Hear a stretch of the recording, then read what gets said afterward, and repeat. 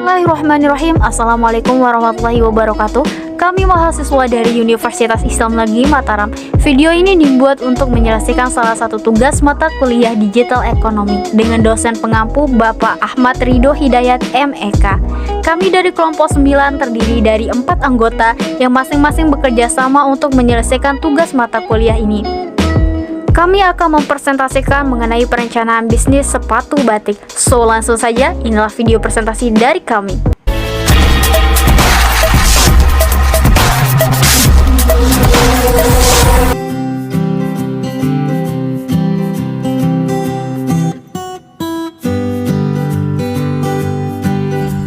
Baik, assalamualaikum warahmatullahi wabarakatuh. Saya atas nama Muhammad Hairul Turmuzi, NIM 1905011065. Saya akan menjelaskan selanjutnya tentang elemen-elemen dalam perencanaan. Yang pertama itu produk dan layanan. Produk yang ditawarkan adalah berupa sepatu batik Nusantara yang fokus pada desain batik di Indonesia.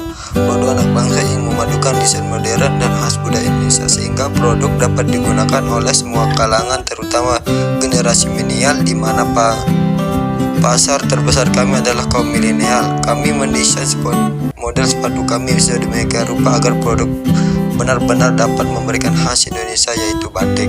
Yang kedua itu analisis pasar. Ditinjau dari perkembangan tren di zaman sekarang, terutama dalam hal fashion, sepatu merupakan salah satu hal yang mesti dikondisi di kota Mataram dan sekitarnya, yang merupakan kota pendidikan dan kota wisata.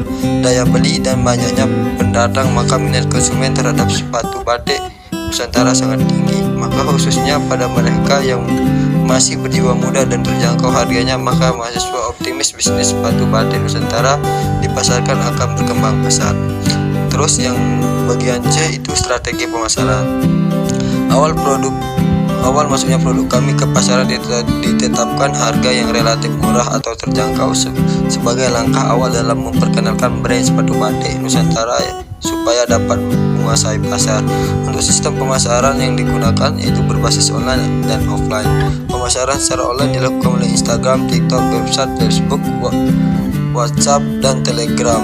Untuk masing-masing media sosial yang digunakan sudah dihandle oleh masing-masing admin.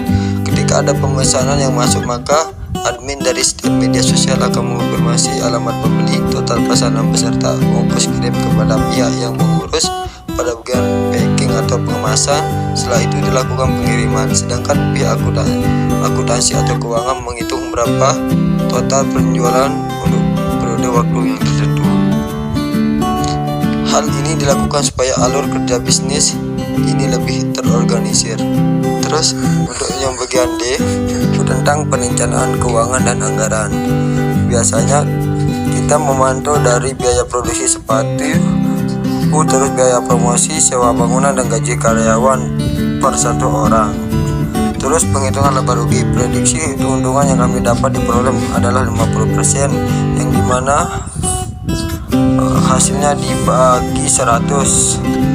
Itulah beberapa elemen perencanaan produk sepatu batik Nusantara.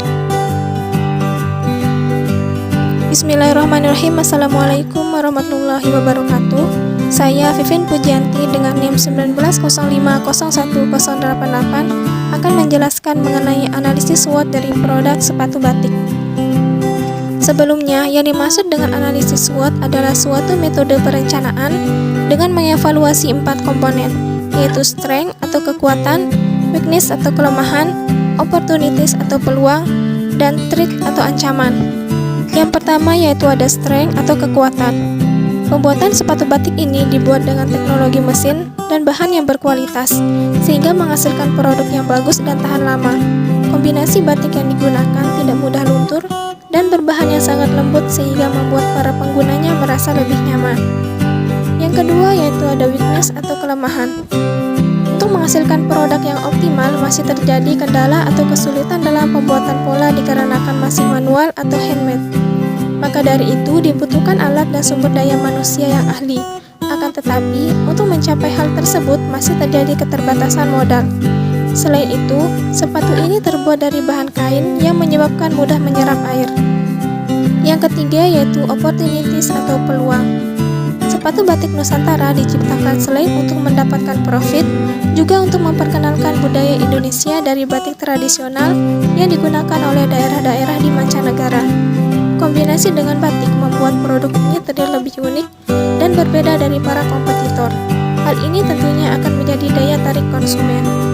Dan yang terakhir yaitu ada threat atau ancaman.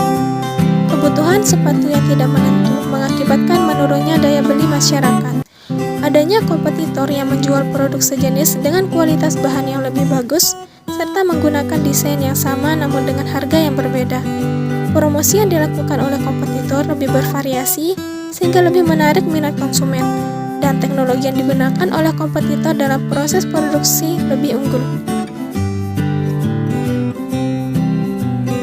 Bismillahirrahmanirrahim. Assalamualaikum warahmatullahi wabarakatuh. Saya Iwan Dwi Patricia dengan NIM 195011077 akan memaparkan mengenai bisnis model kanvas pada usaha produk sepatu batik Nusantara, yang dimana di dalam bisnis model kanvas ini terdapat ada 9 elemen. Yang pertama yaitu key partner. Dalam sebuah bisnis perlu untuk membangun koneksi atau dengan bekerja sama dengan pihak lain. Key partner yang ada pada sepatu batik Nusantara ini memiliki sebagai berikut. Yang pertama yaitu berbagai toko sepatu di Indonesia. Ini merupakan salah satu cara strategi kami dalam memasarkan produk, yang dimana dengan tujuan ini untuk memperkenalkan bahwa produk sepatu Nusantara, batik Nusantara ini dapat diterima di kalangan masyarakat, terutama remaja dan dewasa. Yang kedua yaitu vendor sepatu. Vendor menjadi partner yang mengerjakan pembuatan produk sehingga mempermudah produksi sepatu batik Nusantara secara berkelanjut. Yang ketiga yaitu ekspedisi pengiriman barang. Penggunaan jasa pengiriman barang untuk mengirim barang yang telah terjual kepada pembeli sepatu batik Nusantara. Selanjutnya yang kedua yaitu key activities. Key activities merupakan suatu aktivitas kunci yang perlu diketahui dan dilakukan agar produk dapat berjalan dengan baik.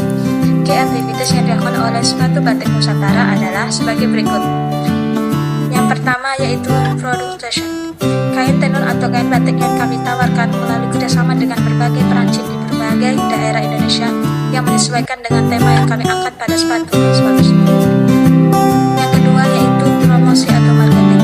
Strategi pemasaran yang kami lakukan adalah dengan membuat berbagai sosial media seperti Instagram, Facebook, Line, WhatsApp, website, dan lainnya sehingga memiliki target pasar cakupannya luas.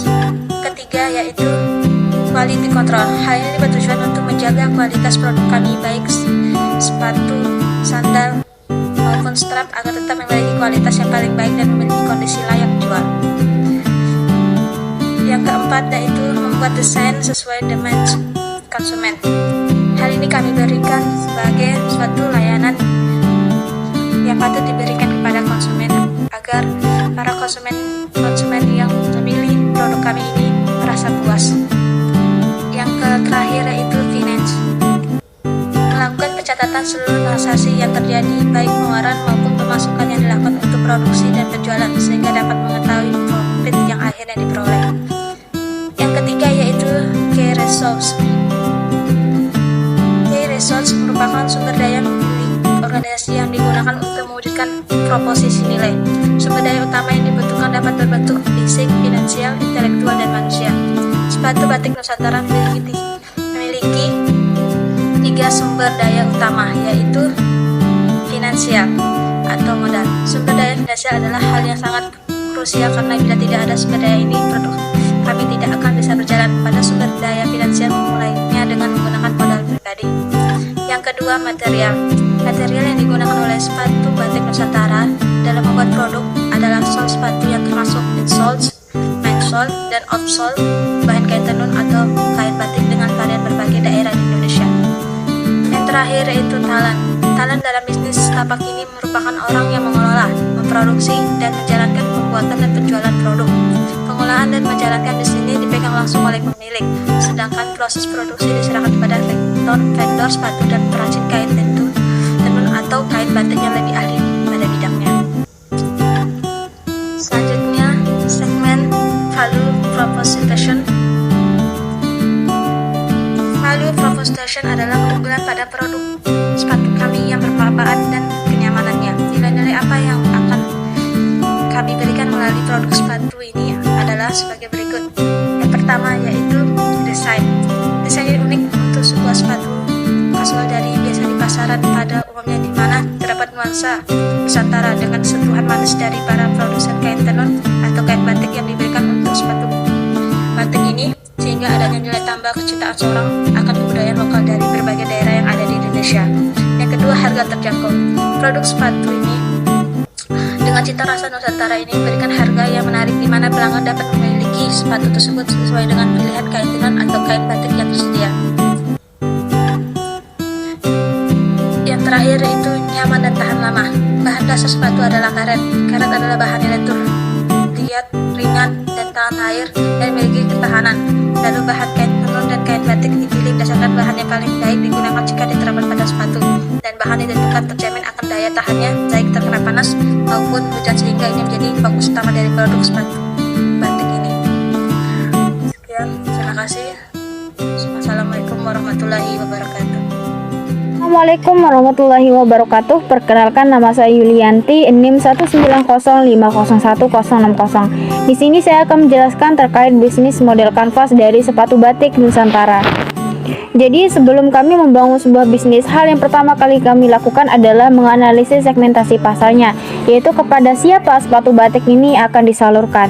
Jadi segmentasi dari sepatu batik Nusantara yang pertama adalah anak-anak laki-laki dan perempuan, yang kedua remaja baik itu pelajar dan mahasiswa, yang ketiga dewasa yakni para pekerja.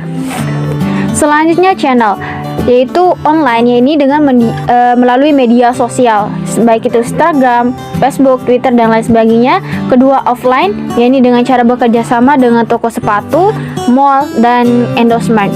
Yang ketiga evolution, yaitu dengan menyediakan kontak customer service yang dapat dihubungi agar dapat memberikan saran dan kesan kepada sebagai feedback atas produk untuk meningkatkan pelayanan.